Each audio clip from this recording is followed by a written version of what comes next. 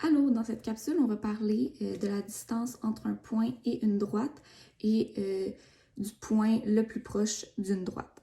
Alors, premièrement, on a la droite delta qui est juste ici. Ensuite, on va identifier nos points qui vont être les points R ici, qui est un point situé sur la droite, le point Q qui est un point extérieur à la droite et le point P qui est un autre point quelconque situé sur la droite. On a alors le vecteur PQ qui relie les points P et Q. On a ensuite la distance entre le point Q et le point R qu'on va identifier comme L. On a ensuite un vecteur directeur à la droite, le vecteur D. Et finalement, on va avoir le vecteur PQD, donc la projection orthogonale de PQ sur le vecteur D, qui va être... Alors, à partir de ces informations-là, on est capable de construire les formules qu'on va utiliser pour trouver la distance entre un point et une droite et le point le plus proche d'une droite. Alors, pour la distance, on utilise la formule suivante. Alors, L est égal à cette formule ici qu'on peut trouver dans l'aide-mémoire. Comme ceci. Et la règle pour le point le plus proche d'une droite est la suivante.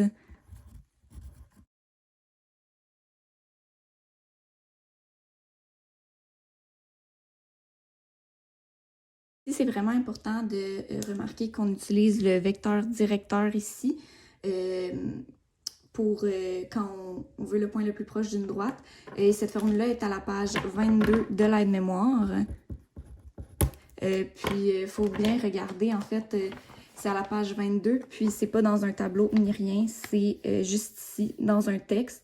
Alors, juste savoir à quel endroit elle est placée. Puis, à partir de ces formules-là, on va être capable de résoudre nos problèmes, puis trouver ces deux informations-là. On peut maintenant faire un exercice concernant la distance entre un point et une droite pour se pratiquer. Donc, dans l'énoncé, on donne la droite delta, on nous donne son équation vectorielle, puis on veut ensuite trouver la distance entre la droite delta et le point Q, qui est un point extérieur à la droite. Donc, j'ai fait un schéma pour nous aider. En fait, ici, on a le point Q qui est extérieur à la droite. L'équation vectorielle nous permet de trouver le point P, qui va être celui-là ici, moins 3, 1, 0, qui est situé sur la droite. Et puis finalement, ça nous permet de déterminer que le vecteur PQ est situé juste ici. Et on veut trouver la distance L entre la droite et le point Q. Donc, ici, j'ai sorti les informations, donc le point P, le point Q. L'équation vectorielle nous permet aussi de trouver le vecteur directeur. Donc, c'est les valeurs qu'on a juste ici, 2, 3, 1. Puis, à partir du point Q et du point P, on peut construire le vecteur PQ. Pour ce faire, on peut y aller avec le raisonnement suivant. Donc, on part de P et on veut aller à Q. Alors, pour aller de moins 3 à moins 1, je dois faire plus 2, donc 2. Pour aller de 1 à 2, je dois faire plus 1, donc 1. Et pour aller de 0 à moins 3, je dois faire moins 3. Donc, ici apparaît un moins 3. On peut maintenant résoudre le problème grâce à la formule suivante qu'on peut trouver dans l'aide-mémoire à la page 25. Alors, il est intéressant de commencer par calculer le produit vectoriel individuellement des vecteurs PQ et D. Alors, c'est ce qu'on va faire ici. Donc, ici. Et voilà. Donc, pour le produit vectoriel, je le rappelle, on met I, J, K en haut. Et ensuite, on va venir mettre nos vecteurs PQ et D dans notre calcul. Donc, PQ, on avait que PQ valait 2, 1, moins 3. Alors, c'est ce qu'on vient mettre ici. Ensuite, le D, on a dit qu'il valait 2, 3, 1. Alors, c'est ce qu'on vient mettre ici également. Maintenant, il reste juste à calculer le produit vectoriel. Donc, je vais le faire juste ici. Donc, on y va avec notre I. On met plus, moins, plus. Je cache mes deux rangées comme ça. Et je prends ce qui me reste ici et je viens mettre ça ici. Donc, on avait 1, moins 3, 3, 1. Et j'y vais comme ça, ainsi de suite.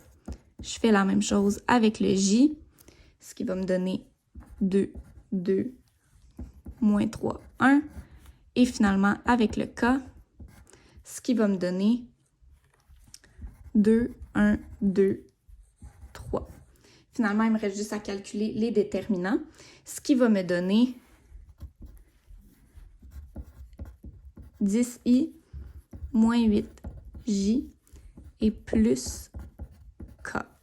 Donc, si on met ça sous forme de vecteur, on a que le vecteur PQ croix D est égal à 10 moins 8, 4. Alors, maintenant qu'on a ça, il reste simplement à utiliser la formule puis calculer la distance. Alors, comme on a trouvé la valeur de PQ croix D et on a déjà la valeur de D, il reste simplement à trouver la norme des deux vecteurs et les diviser. Alors ici, on avait 10 moins 8, 4, comme ça. Et on rajoute notre vecteur D en dessous. Notre vecteur D qui était de 2, 3, 1. Et ensuite, il reste seulement à faire la norme. Donc, c'est plus pitonné sur la calculatrice. J'épargne les détails. Donc, on obtient ici, on va avoir la racine de 180 sur la racine de 14.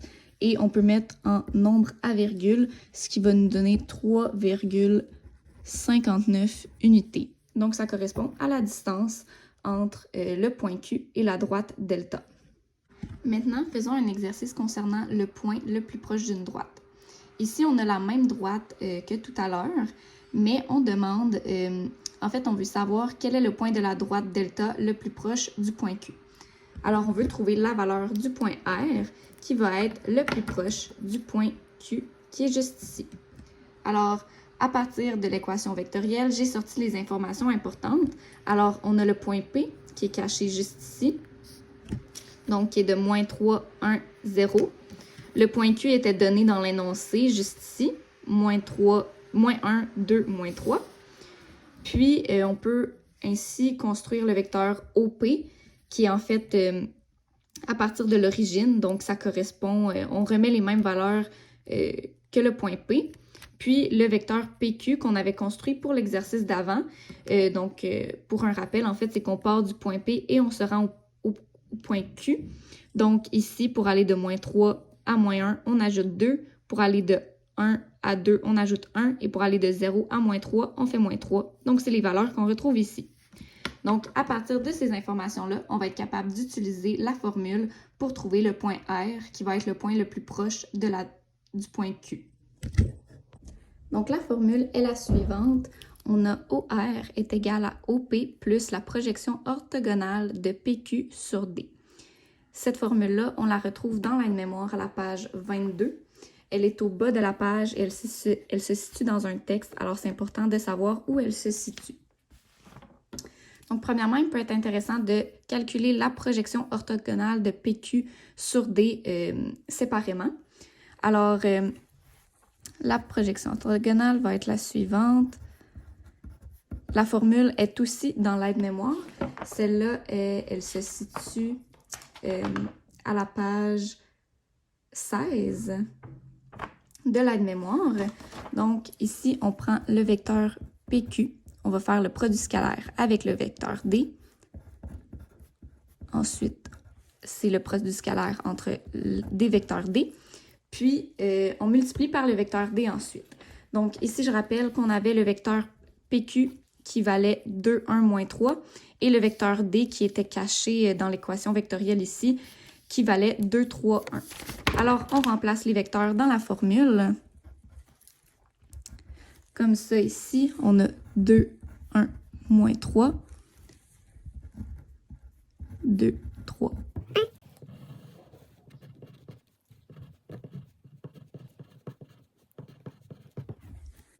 Donc ensuite, il suffit de calculer le produit scalaire en haut, en bas, puis ça va nous donner la réponse suivante qui va être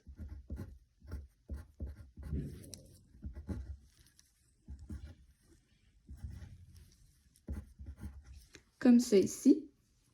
Puis ensuite, on distribue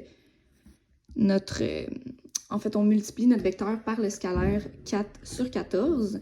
Puis, ça donne le résultat suivant. Donc, on a 4 sur 7, 6 sur 7 et 2 septièmes ici. Et voilà. Et maintenant, ensuite, si on prend la formule qui est en haut, donc on va avoir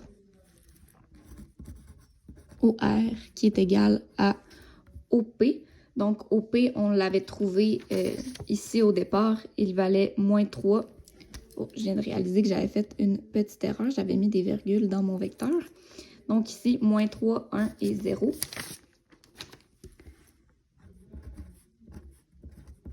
Et je l'additionne à ce que j'ai calculé ici.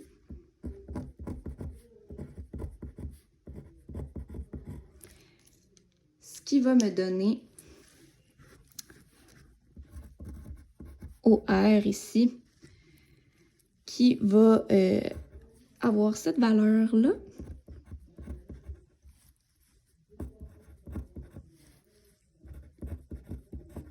Donc voilà, ici on a le vecteur OR, donc ça correspond à le vecteur qui relie le point R à l'origine.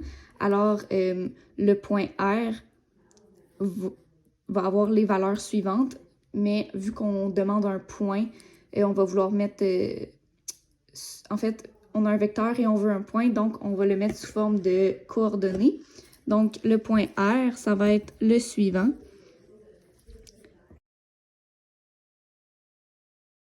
Voilà, on a trouvé le point R qui est situé le plus près du point Q.